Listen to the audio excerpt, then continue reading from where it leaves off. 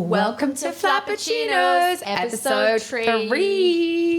Tree. Guess my butt.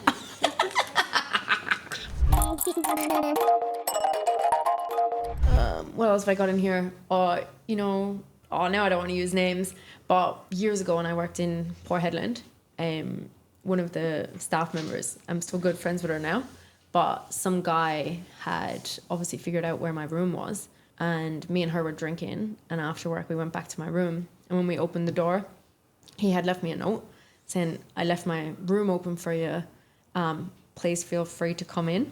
And me and her were so drunk, we were like, if he wants to say something weird like that, we're going to go into his room. So we took a Sharpie marker, opened up his bedroom, went in and started like drawing on his face.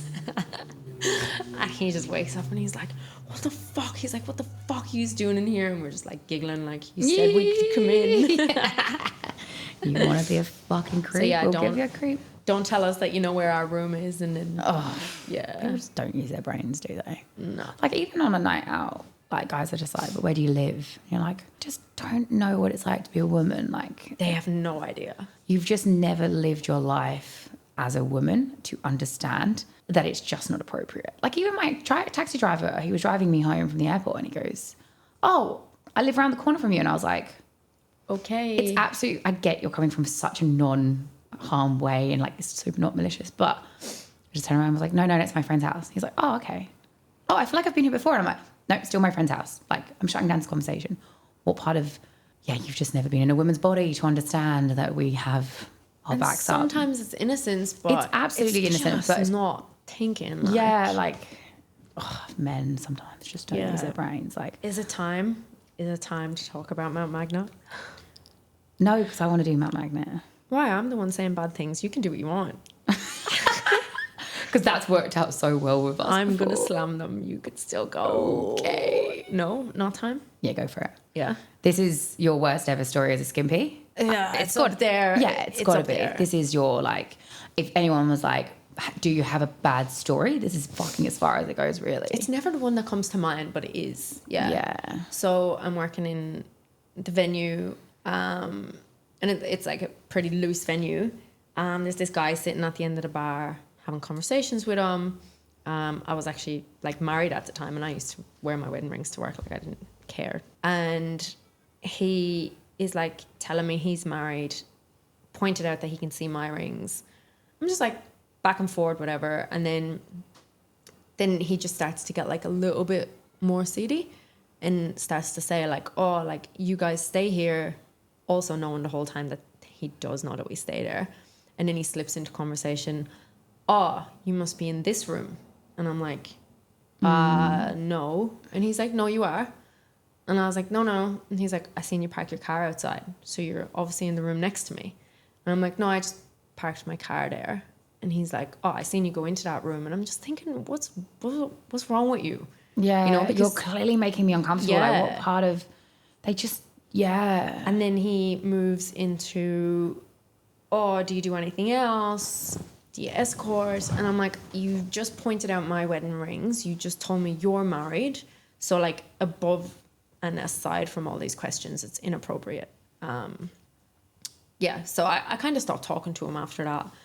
And then I go back to my room later, sitting in my room, talking on my phone, and I'm like, there's someone outside my window, because I could see like the shadow in the mirror. And I'm like, nah. And then I see it again, and go up and I open the door. I can't remember the first thing, but I went up and then sat back down, laying up against my wall, and then I hear some like thudding, like banging up against like the window and the wall outside. So I go up and I just knew it was him, and I opened the door and I swung it open to like tell him to fuck off. But when I swung it open, I looked outside and I could not believe my eyes. This man was standing there fully naked, not a fucking stitch of clothes on him, wanking, looking in my bedroom window. Oh. And I'm just like, what the fuck? You're disgusting. And he turns and goes, yeah. And I'm just like, what the and then I'm like, I don't know what to do. Yeah. I am in this town. It's not like other towns where I know people. Oh, we work in the middle of butt fuck nowhere. But if I was in like Port Hedland or Cartha, I could call someone, or you go to the other girl, or I would feel safe going to someone else's house. It's also, bumfuck nowhere. There is nothing I else. can't drive home. Like, I felt super unsafe. 7 hours to the nearest police station. Yeah. So I go back to the bar, and the bar girl is there, and I tell her, and she said, oh, we deal with it the small town way around here. yeah, she goes, 1 second. I wait at the end of the bar, and she comes back and she hands me this little purple box, and I'm like, what's this? And she's like, oh, it's a taser. And I'm like, no. No, I'm not going to use a taser. And she's like, it's fine. And I'm like, no, it's not fine. And then she's like, well, I'll send some boys around to kick his door in. And I'm like, please don't do that. I was like, I'm the one that has to stay here. You're going to close the pub. I'm not going to feel safe when I can't even go to the bar for help. And she's like, all right. I was like, promise me you won't do that. Puts me in danger. And she's like, yeah, no problem. It just doesn't click for them though. Yeah. Like, it's not even like they're thinking of you. That's just how they don't have police. That's how they handle it. That's how they handle it. Like, that is what the Wild Wild West was like. Yeah. We take things into our own hands. It is the Wild West. Keep going though, because it definitely... I know. Yeah. And then I'm sitting back in my room again, and I hear all this commotion, and I'm thinking, ugh, like I could hear men shouting, and I'm thinking, the taser's Elisa's your worries right now. So I open my bedroom door again, and I see guys like kicking down his door, and I'm thinking, this is fucked. But I'm like, not my circus. I'm going inside. Like, I'm locking the doors. And I did think about calling the police at that stage, but yeah, 7 hours away. Like, I'm not calling anytime soon. So I go back in, and I'm just sitting there panicking. I'm thinking, okay, surely it will be okay. It will blow over. No. Then I hear a knock on my door, and it's her. And she's like, it's me, babe. And I open the door, and I'm like, why did you do that? Like, I'm not impressed. Yeah. I've nowhere to go. Like, I feel shit. Like, whatever. So she goes back into the bar, lying in my bed again. I hear more commotion, and I'm like, surely nothing else. Like, this can't go any further. I fucking, open. This is like a while later. Open my window again, and I just see the big like orange beacons like flashing in the middle of the road. There's people everywhere. There's loads of commotion, and I'm like, what the fuck is going on? And I'm scared at this point. Like, oh my God, I don't know. You hadn't really been in Australia long enough. You were pretty new to the job. I had. Like, no, I wasn't really? new. No, I was pretty experienced. Oh, crazy. Yeah, which makes it like, because I had heard stories about this pub, but I was like, I'm experienced. I'll be fine. Yeah. So yeah, I went out because there was so many people, like so many locals and stuff on the road. I went out, and I seen the guy that had been wanking outside my room up against a pole, and some other guy like holding him up. I seen all the commotion. There's this massive like crane in the middle of the road with the beacons on, and I'm like, whoa, what's going on out here? And then someone told me, because the guys kicked down his door, he then went to his crane, because he was a crane driver, got a knife, went into the pub, tried to stab them, comes back out, gets into his crane, and tries to drive his crane through the pub. And I'm like, well, I'm definitely calling the police now. Yeah. It was so fucked. And I was so disappointed because the pub just didn't consider my safety. I was like, that's it. It was never like, that's just not how their brains work though. Like, even now, if you would go... But it should. Never. Like, anyone who knows this town just goes... Anyone who's listening to this and knows the town, it's gone, yeah, that makes sense. Like, that is just how they've gone their whole lives, and it's how they will continue.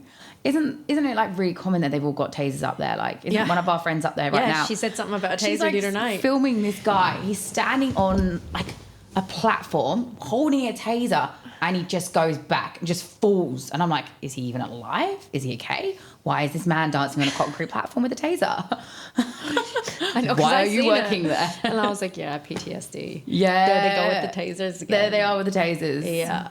They really should get a police station up there, surely. Yeah, sure. Yeah, actually, it took me a long time to even get in touch with the police after that to find out what had happened. Yeah. The guy that got done for DUI, but I gave statements and stuff, but nothing got done. Yeah. Because it was my word against him. And there's never going to be like, And I'm just like, because every week I make up that someone's wanking outside my room. Yeah. Well, that's it, isn't it? Unless you've got evidence. Yeah. Apparently he lost his job though. So yeah. that was something. That's I think that's the thing they do forget. a lot of punters. I think we had a guy in Kalgoorlie. He was coming in just being unbelievably creepy and was getting girls for one-on-ones, trying to push their boundaries. But, hadn't sexually assaulted anyone. So I thought he was getting away with it. But, the girls one-upped him. Fucking next time he came in, looked at his work shirt, saw his fucking company name right there with his name right underneath it. Rang his boss and was like, hey, I just want to let you know how this man's treating women and the skimpies in the pub. Here's a list of all the girls that he's recently abused to the point where they're unhappy.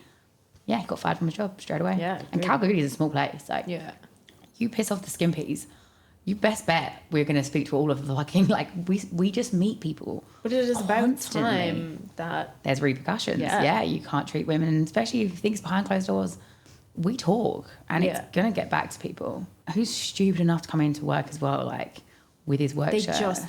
They just think they can do it. Yeah. We won't say anything. And we'll just shut up. So he wouldn't even be thinking about wearing a work shirt. Yeah, so funny though. I'm like, well, don't fucking treat people like shit. Yeah, good. I'd love to know what he's doing now. Not working there anymore.